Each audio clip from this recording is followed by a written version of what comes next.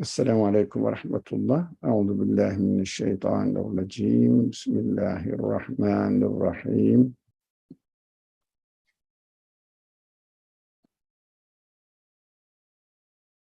Allahümme ehdina fîmen hedeyt ve afina fîmen afeyt ve tevellena fîmen tevelleyt ve barik lena fîmâ a'tayt ve qina şerre mâ qadayt. فإنك تقضي ولا يقضى عليك إنه لا يذل من واليت ولا يعز من عاديت تباركت ربنا وتعاليت فلك الحمد على ما قضيت نستغفرك اللهم ونتوب إليك وصل اللهم على محمد وعلى آله وأصحابه وأتباعه وسلم ربنا اغفر لنا وارحمنا وأنت خير الراحمين آمين والحمد لله رب العالمين. Inshallah, in continuation of our section of the Quran called Al-Araf, seventh section of the Mus'haf. We studied up to here about Adam and Eve, Adam and his wife's story in the Quran, as far as this section is mentioned in this section of Araf. So this is the verse we are going to study today is very important, and it has many layers of understanding. And there were big ideas about the content of this verse. So inshallah, we will all together study it. So we will help each other to understand this better, understand the verse better, inshallah. Then 70th verse says, then Satan tempted them. وَوَسْوَسَ لَهُمَا الشَّيْطَانُ. Of course, temptation is, encouraging someone to side, to lean towards something. Of course, waswasa in its original language gives some sort of suspicion, the probability of suspicion that it may be true, but not really. Not really. But temptation may have the meaning to a right thing to do. But usually it doesn't mean so, but it may have it. But in Westwasa, it means empty delusion. That is important. Okay. We will go ahead with the verse and what this temptation is all about in order to expose what was hidden of their nakedness. It is very interesting. لِيُبْدِيَ لَهُمَا مَا وُرِيَ عَنْهُمَا مِنْ سَوْآتِهِمَا. Translation, let's take the translation as somehow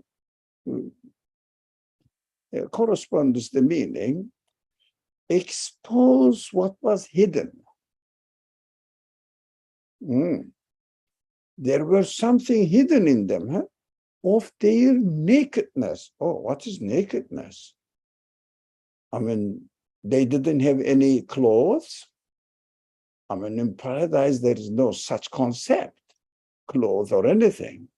Of course, the pictures, miniatures or miniatures I think miniatures.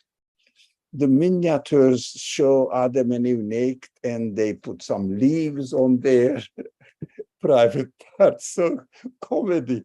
It is the ridiculous way of understanding the scripture, so simplistic. The people are sometimes not being reasonable as human beings are expected to be, unfortunately. But that is very, ridiculous understanding of it. Oh, of course, some of the Muslim scholars took it in this way as well, but not many of them, very literalist. Those people who are really approaching the Quran as a literalist way and taking the dictionary meaning of the word and taking it. These are very simple-minded people. We don't take them seriously.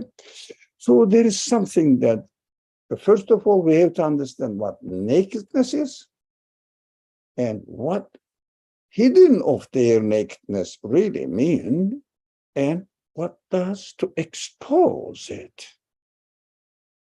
Of course, we said, by criticizing the literalist approach to the Quran, of course, they may have some truth in it. Sometimes they are right. Of course, everybody has the right to choose whatever the way follow and understand the text. We cannot really stop them. So there is waswasa. We should not forget this. This is waswasa. This is not the reality, the real existence. So what do you think this nakedness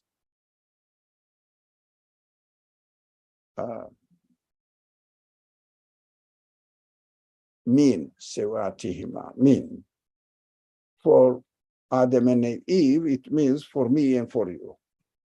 What do you think it may represent?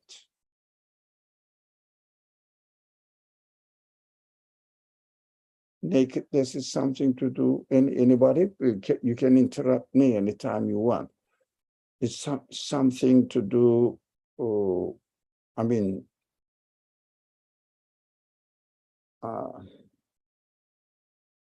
nakedness, it means we are ashamed of, in our the primordial nature, primordial creation, ashamed of to show, to expose it. Nakedness, that's what we understand. What is that? Of course, we don't understand in the physical sense that the body, naked body, we want to cover it.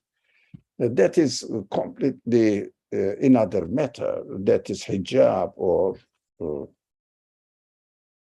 it is nothing to do with body covering with the dress, but it may have this implication as well, but it is something to do with the other verses, not this verse, because this verse is talking about the nature of the creation of a human being. So it is a kind of psychological analysis. To reduce it to wearing clothes or not is a reduction. It is or out of context. So we just ignore this minority suggestion. So, but do you think, in idea, nakedness, what we are ashamed of to expose it? An idea, maybe we have the option, that's my conclusion actually from my studies. We have the option to follow waswasa. It means nothing really real. What does it mean? Choose non-existence, anything non-existent. And we can fall. We can definitely choose to disobey my reality deny my reality, that option is given to me, and the nature of this option is waswasa. It means empty, nothing real at all. That's what I understood. This nakedness. So it was hidden. Why? It is not. It doesn't have a real existence, anyways. It only has the quality of being chosen without referring to any reality at all, denying the truth, denying the reality, not accepting it. We have the option not to accept the truth. But is it within our nature that to confirm the wrong or non-existent things? We can't. They are not real. That is the matter which keeps people's mind busy for centuries. And it is discussed by theologians, it is discussed by psychologists. What is this that we may fall into? It is discussed by philosophers greatly, but philosophers said this matter cannot be solved.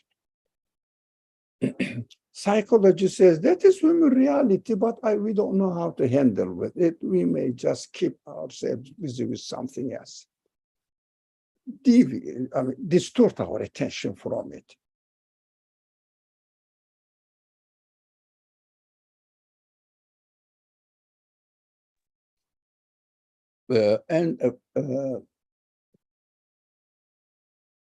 Theologians said it is a very complicated subject. We cannot really prove it. Of course.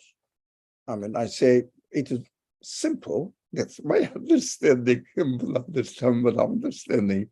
It is very simple because we cannot really prove non-existence. But we can experience that this possibility, this choice is given to me. That's what I can prove it within my own experiences. I cannot prove it saying that this is my nose, this is my ear, like this is my hidden part, a nakedness. I cannot show it physically, of course, but it is well known to everyone that we cannot show our psychological side, it means human side, in physical terms, but everybody talks about love, hate, famous, fear, hope, etc. Considerations, concern, but these are experiential. That is human side, and that is what we know. For example, life. How do we know? When our cells function, there is life. Where is it? We cannot show it. That is why it is, the philosopher said it is unsolvable, and the theologians say it is really complicated and not to be solved easily. But if we accept our reality, if individuals accept our reality, what we are experiencing within our own real life, we say, yeah, that is the option. We know that. But when I make a mistake, I try to hide it.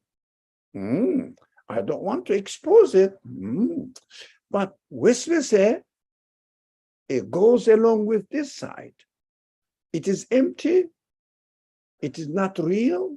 And I don't want to identify myself with something which is not real. I don't want to put myself in equation with I am equal to something which is not real. I don't want to be together with this shameful quality, if you like, if you call it a shameful situation. But Satan's duty, we have been studying this, Satan's duty is this. to make us fall into this trap so that it will be exposed, saying that, oh, I made a mistake. Oh, I'm ashamed of it. It is exposed. What is of shaitan? What is expected of shaitan? Now, did you notice that the word Iblis changed to shaitan now, Satan? Yes, of course, it is written there. You are seeing it. What happened? Why not Iblis? In terms of talking, arguing, and being in conversation with God, it is Iblis. Now, when it comes to human relationship, it is relationship with human beings, it becomes Satan. That is the Quranic language. So, depending on which context the Quran uses, Iblis or Satan. Now, when it says Satan, it means something to do with me, not with God, with me. So I have to be very careful about this, let me call it in quote unquote guy, what he is going to offer me, which has no reality, empty, waswasa. So just meaningless or untrue attempt or temptation. That's what I got it. Now, we will go into what he said. But before this, would you like to share any of your ideas, comments, questions, concerns, whatever? Anything comes to your mind that you would like to share here, I would love to hear it. So what is Satan said to me now? Or what does he say always to me?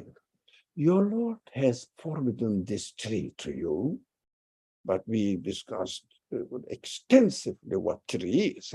Tree is something material, side of the existence, which represents, as it appears to be, with no meaning, just the material side of it. That is the tree, forbidden tree. Yeah. Your Lord has forbidden this tree to you only, the intention of your Lord, because he is the knowledgeable guy, represents the scientists of his time or our time. It's a knowledge. He knows how big the universe is, how many billions of years the stars are moving and scattered around, expanding universe, how many theories we can invent, that in the form of Westwasa to interpret how it came into existence. Although we couldn't find it yet, but we will, exactly like the satanic approach. And so Westwasa, your Lord has forbidden this tree to you only to prevent you from becoming angels. How do you know? I am the scholar of the life in paradise, you see.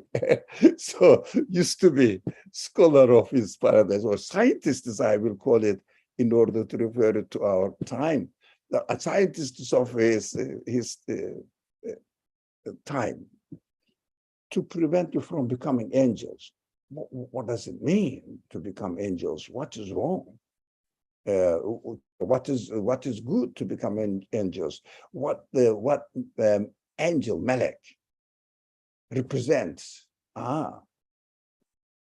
Complete obedience of God, but as a result, a permanent residence of paradisical life. It means always happy, enjoying its existence with no exception at all. It means permanent residence in paradise. That's what I understood it. So, no, you should. He doesn't want you to become a permanent residence. But if you get this tree, you will get satisfaction, permanent satisfaction. That's what we understand from it. Permanent residence in paradise means paradise represents what? Full satisfaction. So permanent, full satisfaction. Now, or the same thing, immortals, Khalidin. I mean, not dying there, being permanently in paradise in this status. Well, how do you know? Of course, I'm arguing with my Satan now. Satan says, if you get this property, if you get this, whatever the stuff you want to have it, if you get this position, if you get this amount of money, yeah, what will happen? You will be permanently satisfied in this world, permanently. How about after that? No, don't think about it. You will be satisfied. That's the Westwasa trick of satanic inspirations, represents Satan. Or immortal. It's the same thing. Either become an angel in paradise, permanently residing there and enjoying happiness, or of course there is no such comparison now between paradise and earthly life. As far as the structure of the scenario is concerned, the earthly life will follow later on. So let's say what they will do. And look, it's very beautiful. Verse 21. And he swore to them, I am giving you sincere advice. It is very interesting. So reminds me lots of promises that we hear from scientists, their interpretations, that we got the most powerful telescope now. So we got the picture of many galaxies at the same time. So what? Yeah, they are realities. We know that theoretically they exist. And we are sure of their existence. And the Qur'an said it 1400 years ago. You cannot count the creation, the number of the galaxies. Anyways, they give some billion numbers. Quran says you cannot count it. You cannot get to the end. That's the last word can be said as far as the human capacity to investigate the whole universe is concerned. You cannot come to the end. So how big the technology or the capacity of the telescopes you develop, you cannot come to the end. But let's speak in a friendly way. My hope is this: they will, as they try to convince people that look, they are developing, they are improving technology to understand what the universe is all about, the more they will investigate. That is my belief, and also, inshallah, hope from God's guidance. They will find out more and more complicated existence of the universe. And they will say, we cannot explain it at the end.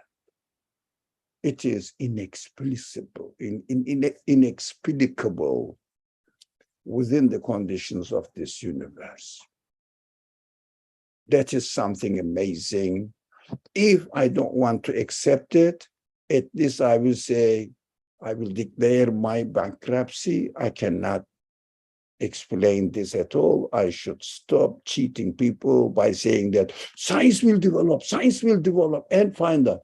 Yes, science will develop and find out 2, 3, 5, and then 1,000 galaxies, pictures of galaxies. None of them explains the source of existence of them. None of them explains even the source of existence of an atom. What does it mean? Yeah, it is a wonderful creation. Yes. Amazing. Yes. Yeah, I don't have to listen to you. The Quran said it for more than 1400 years ago. It's an amazing creation. It's a miraculous creation. You cannot explain it. Impossible. You cannot get to the end. Impossible for you. What are you talking about? You have to submit yourself to the truth, the reality that the universe must have definitely an absolute creator, Rabbul Alameen. That's why the expression Rabbul Alameen is extremely important. Why? God means Rabbul Alameen.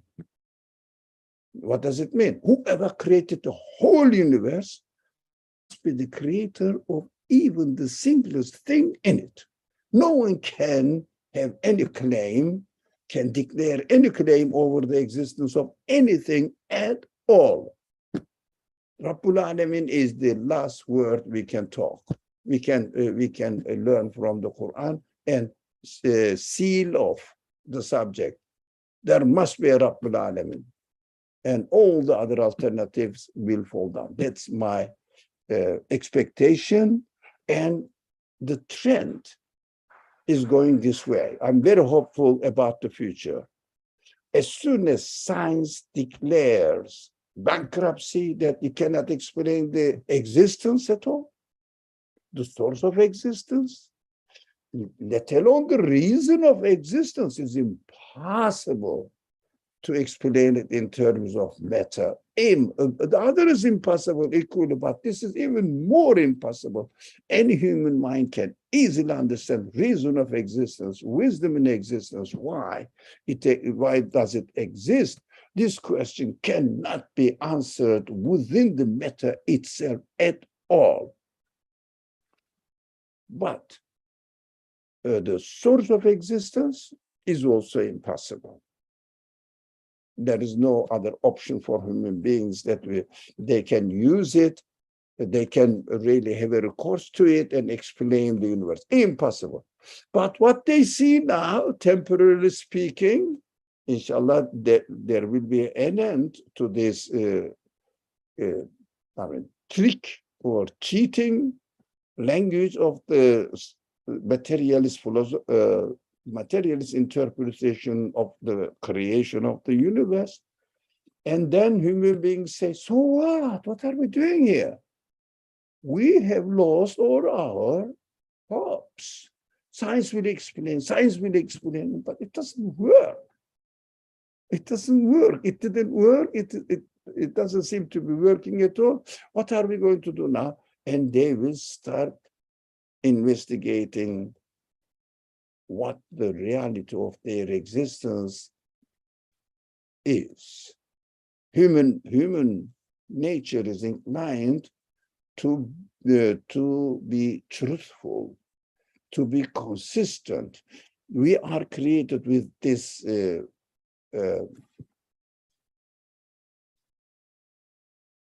character, if you like, or quality, that we are proud of being truthful person, right person, correct behaviors, correct characters, etiquette. We are proud of it, human nature. But they are trying, these people are trying to reduce the value of human beings so that they invent such fashion that makes human beings so dishonorable creatures, so that they should lose the sense of honor. Look at the fashion. Plays with the human shape in this way, in another way, makes it so much like animals, etc. So that is, the beauty is rejected. Have you noticed that? In fashion, beauty is rejected. Art, beauty is rejected. All distorted shape of human beings and creatures, and also action-wise, all the films, movies are all honorable behaviors are distorted.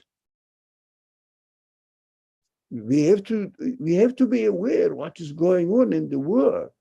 Human honor, human dignity is rejected. Of course, they cannot play with my own nature, human nature. They play with my clothes and the shape of my hair and the way that I walk, the way that I speak, the way that I use the language, which is corrupt and disgusting language, insulting, not respectful language. These are all, to me, I mean, I'm not in the field of conspiracy, but deliberate actions, so that human beings should use their honor, so that they should not really feel the need to question why they are here.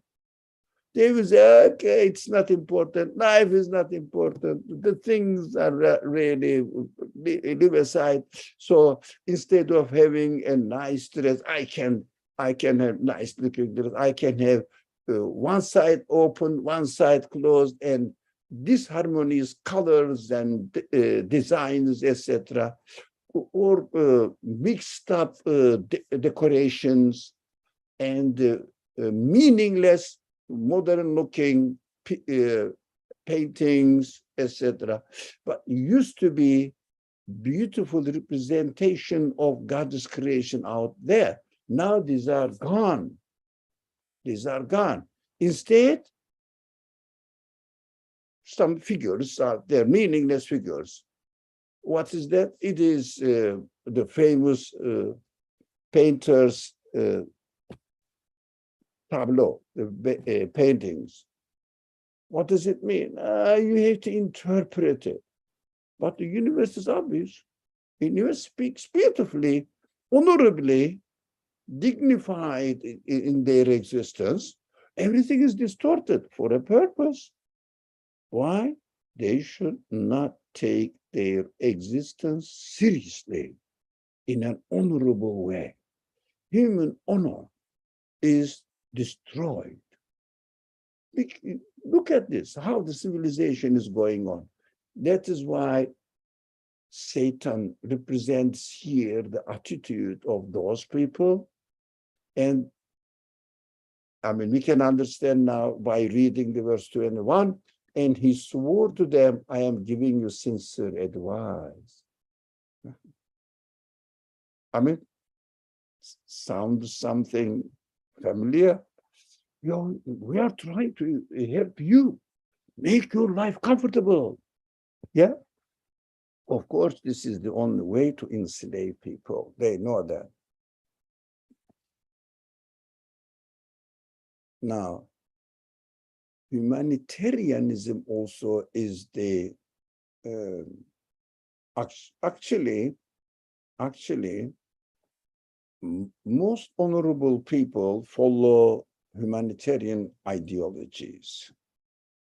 This is also is an alternative to prophetic teachings or revelations or scriptures.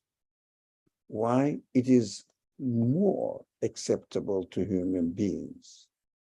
For example, if I say, be an honorable man, be consistent within yourself, and see what your feelings tell you and follow them. It sounds really correct. Of course, it is a true element in it. It is correct. But we have to know that this seemingly good advice is missing a very essential element in it. What is that? Purpose of existence of human side.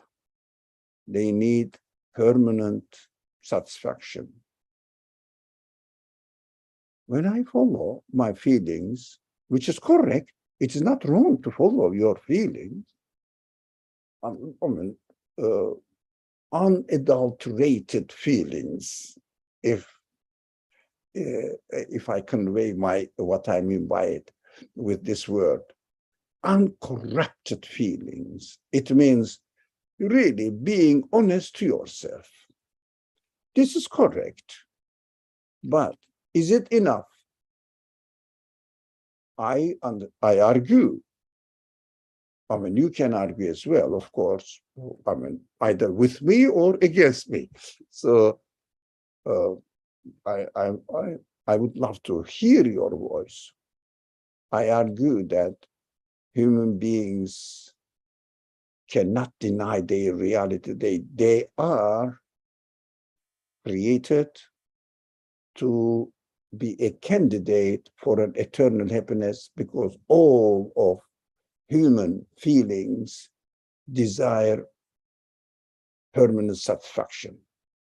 And humanitarian ideas can temporarily entertain people until they die, saying that I am consistent within myself. I am following what I really sincerely feel is right and what I really sincerely feel is wrong.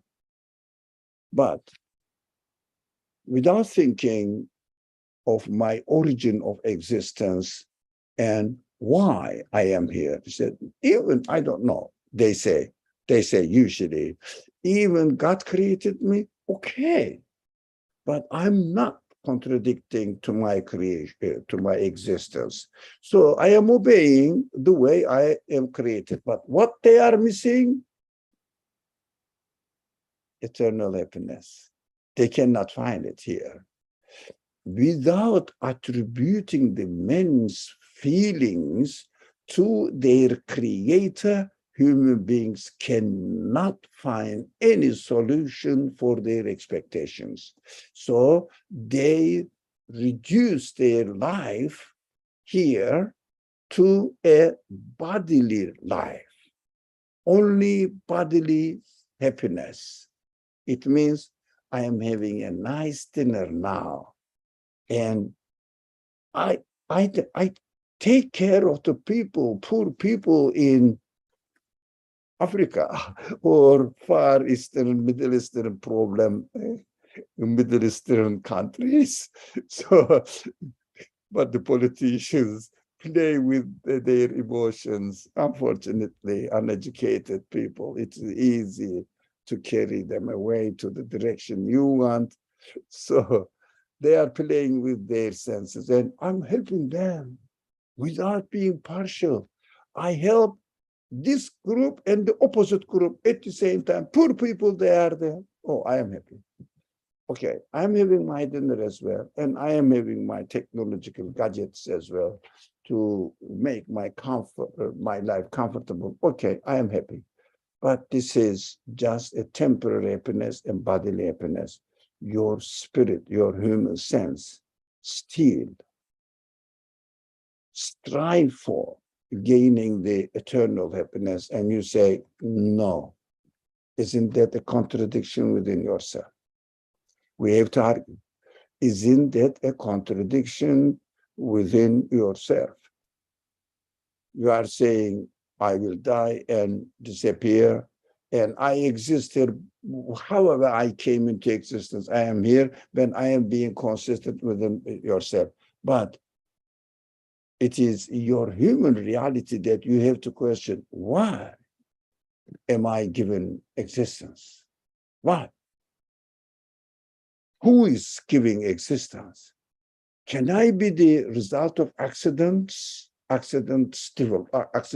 developments? Have you questioned this? Have you seen any? I was recently speaking to a young guy, very exciting discussion. So the argument was this, not argument, in a friendly way of speech, is speaking with each other. Have you ever seen that a perfect form of a being came into existence as a result of destruction, as a result of accidents, accidental happenings. Any one example, but it is very easy to destroy this machine that you are using some sort of machine in your hand as well, like I am. It's very easy. I can break it easily. But can I make it? In order to make it, what does it need? Conscious choice. To break it, what does it need? Nothing. Just throw it. Finish. Drop it. Finish. So, is there any way to come up with a perfectly working car or aircraft out of the junkyard of this broken parts are collapsing, clashing with each other, 10 billion years later, a perfectly working car came out of these clashes. Does it make sense? Silence. But a conscious being helping each other, there's human actions, helping each other and supporting each other's knowledge, benefiting from the perfect order of the universe, imitating the order of the universe in one way or another, and then making a car. Which one is more human? Rationality, acceptance. Which one can be acceptable by human beings? Of course, it is easy to argue like this, but depends on the intention of the people.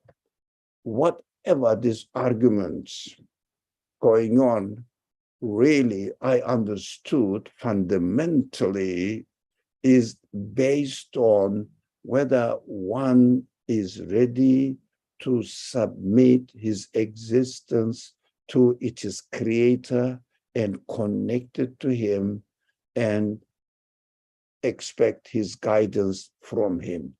Or he wants to declare his independence either in the form of atheism, in the form of agnosticism, or in the form of humanism, which the humanism, the last one, is the best one. Agnosticism is in the middle. Atheism is the worst scenario. You cannot really. All of them have the same denominations. What is that? I don't want to submit my existence to anyone. This person may be a Muslim by birth. This person may be a practicing Muslim, reducing the acceptance and obedience of God, the Creator, only to ritualistic activities, not really letting God interfere into his personal choices. It means using their free will according to the will of their Creator, rather than using their free will as they like. It means not submitting themselves. So don't be misled. If someone declares himself as a Muslim and prays, and says that I believe in the hereafter, does it solve the problem? No. Be careful yourself, and if you are related to anyone else, be careful. Let's discuss the matter in our own cases. Do we really submit our free will to the will of my Creator by following the physical world out there, by following the choices that I have to make? No, while I am making my choices, I will follow God's choice that I receive from his guidance. Who is my Creator? Who is my manufacturer?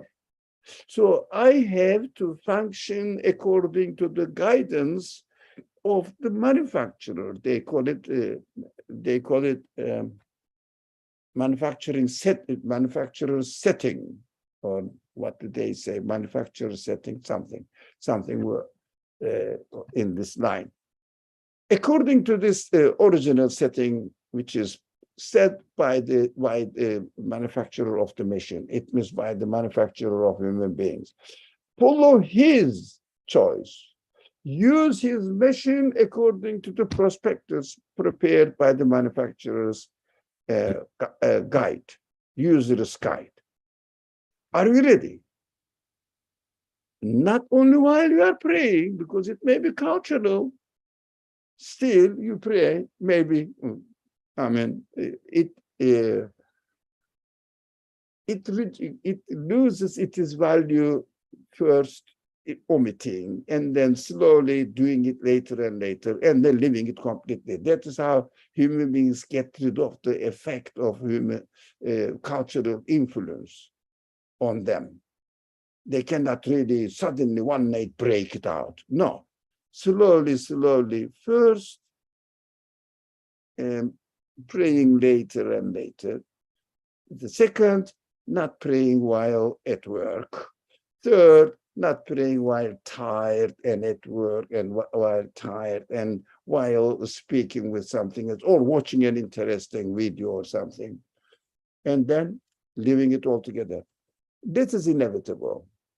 How we are created. If we don't appreciate the value of the guidance of our Creator, we end up with what?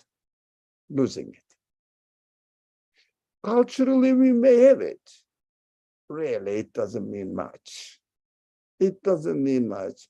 But depending on the person, for example, some people, not well-educated people or not educated people,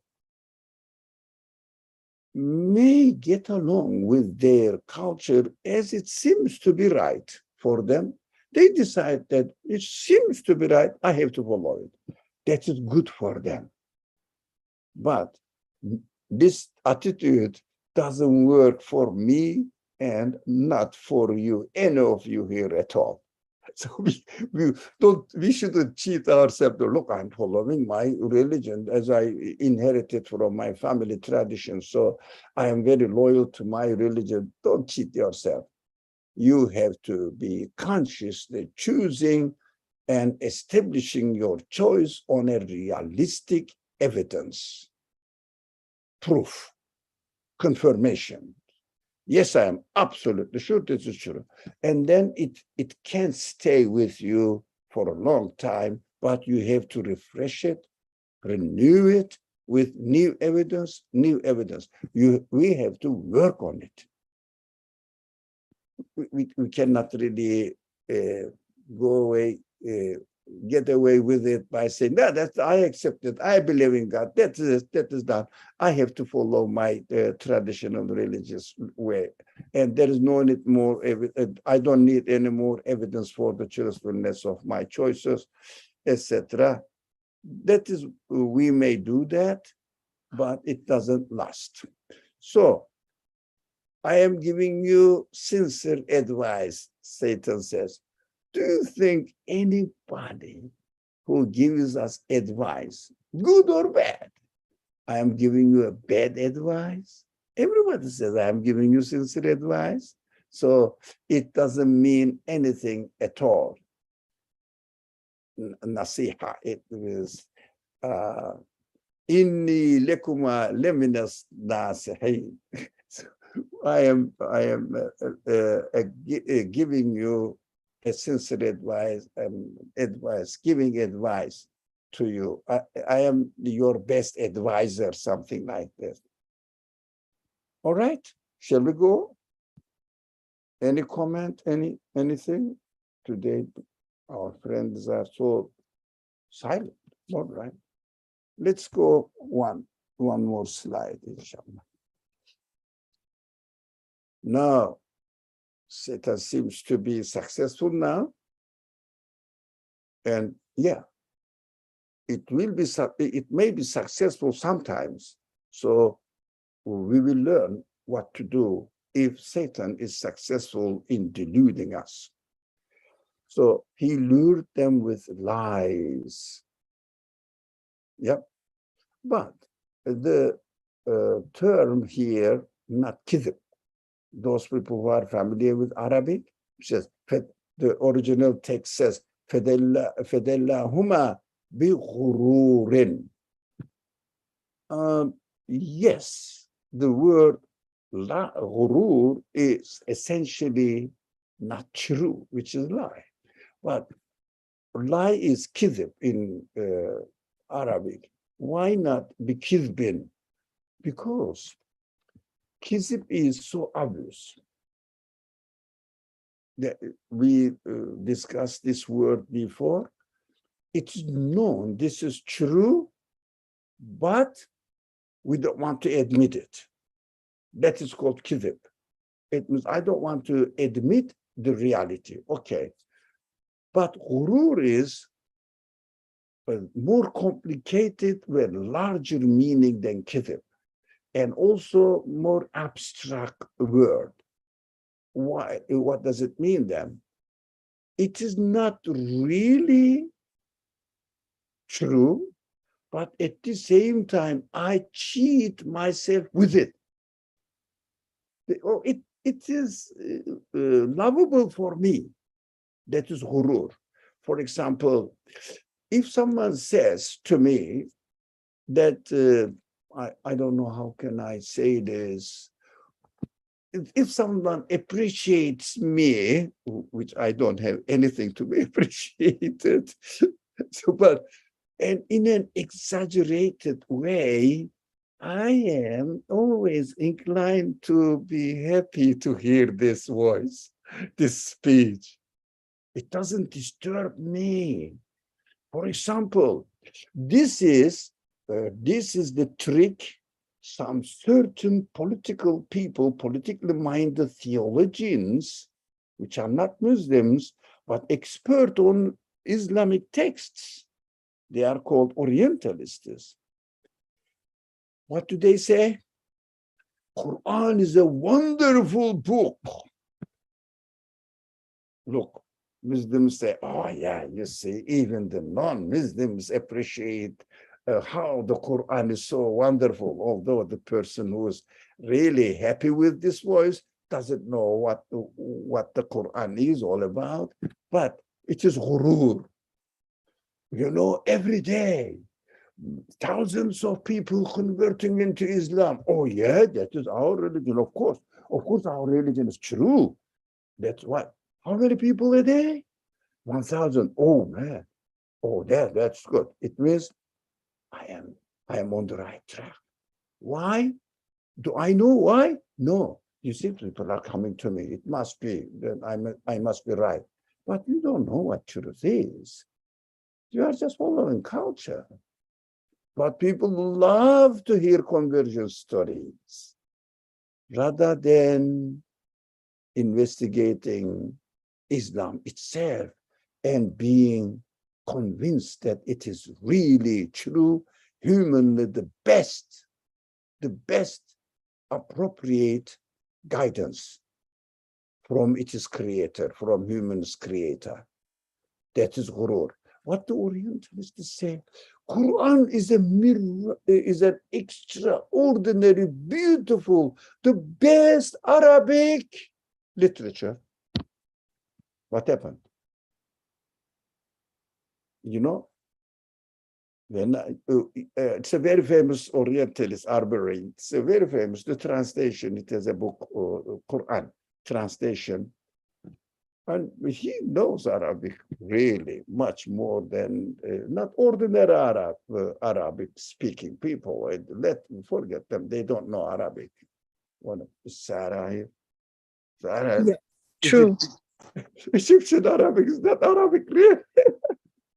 It is a corrupt language, really. Arabic, they say. All right, forget about it. But they know Arabic and the grammar, balagha, more than experts, maybe some Arabic language literature experts. But I wondered, his translation, and looked for it and got one translation, Arbery's translation. But on the back of the book, cover book, it says, Quran is the best Arabic literature, peerless. You see, Ghurur? It is not lie. That is why I'm not happy with the translation now. It is not lie. It is the best Arabic literature. It is peerless. That is correct. But Ghurur, why? Cheating with this beautiful flowered language and denying that it is the miraculous speech of the absolute creator. It is the best example of Ghurur. There are many things that we are happy to hear, but does not represent reality. For example, you see, Muslims are so devout people, honest people. They are really good people. They pray 5 times a day. They fast 1 month every year, consequently, without any break. Can you imagine? Not eating anything daytime during day. They are so devout people. By doing that, what do? Hey, people, be careful. You cannot do it. It is a lot. It is a lot. 5 times a day, you wake up, pray. It is just daytime for lunchtime, pray. It is not before the work finishes, pray. Asr prayer. And you go home, there is no rest, pray. You want to sleep, no way to go to sleep as you want, pray. Oh man, this is too much. In 30 days, you will have not eaten, and you will not eat anything, let alone drinking. No, you cannot drink either. And American people will say, I cannot drink in the summer days for 14 hours at all. But it is impossible for me not to have anything, any beverage or liquid soda or something in my hand. Every 2 hours, a pint of soda I drink. Impossible. Forget about this religion. You think that they are appreciating religion? Huh? That is Ghurur. We have to be very careful about the Ghurur. If you have a haircut like this, by the way, I have a haircut. I don't need to go to the barber anymore. So if you have a haircut like this, you will be happy. Ghurur. This is what I mean. What Ghurur is very important. Okay, that is enough. Their nakedness became exposed to them. Oh, now what is important here? When they had eaten from the tree, yeah, it means they started interpreting the word within its own self, saying that the tree represents what? The material created being to be the source of existence of anything, let alone eternal happiness. Created being. They need to be created. Matter needs to be given existence. How can it be the satisfaction of my needs? That is why when you have eaten or swallowed this propaganda, scientists' propaganda saying that the science will explain everything soon. Look, we are developing everything, technology, and making your life happy at the same time, and giving you a gadget and getting your $1,000, $10,000, and making you the slaves of technology, yeah, totally dependent on it. That's how we are. That's how we are. And every 5 or 10 year technology renews itself. Your machine works perfectly, but one function doesn't work. You take it. It was very disappointing for me. I took very well preserved computer to Apple Store. I said, look, can I just buy a new one and give this one to you for, what do they say? Oh, the word that didn't come to my mind. To get some money out of it. A small amount. He said, no, sir. Why? It is not worth anything. Let me see. For trading. Yes. Thank you very much. Thank you. With Muhammad Sai. Thank you. Trading. So to trade it, said, no, why? It is not worth it. It is no good. Its parts are no good for anything. So if you leave it here, we will charge you. Be careful. So you have to put it in the box there, recycling. As an iron. Yeah, metal. You see? So it is not, don't you think it is not a trap? It is developing technology, but at the same time, oh man, watch out, friends, watch out about weapon industry, watch out, no one mentions that. Watch out, weapon industry has to develop and sell out the previous technology models, and in order to sell out what, there has to be war, yes, and threat of war. Everybody is afraid of being attacked, so they really pile up the weapons and new updated weapons. That is a drainage of people's income with the budgets of the states, trillions of dollars. Oh, they never mentioned that. Weapon industry? No. But the biggest trade business is going on there. Well, that is something really satanic. But we have to be aware of it. Anyway, we shouldn't eat from the tree. If we eat it, what becomes? Our nakedness become exposed to them. That's very important, the word them. Bedet lehuma sev'atuhuma. No, they realize themselves that, oh, our nakedness came out. We are ashamed of it. Why? So stupid to expect, as a human being, it's very dishonoring to expect from a being which needs to be created to create for me the eternal happiness. Am I so idiot to do that? I am ashamed of myself. That is why the word says it, their nakedness became exposed to themselves. Our really primordial creation acknowledges that we are taken away, carried away by ghurur, baseless expectations. Oh, now this verse, the time is really late. It is exciting. I don't want to go over this verse. All the verses are so exciting, so interesting, so intimately related to my reality. Really, we should not continue then the second part of the verse, which says, يَخْصِفَانِ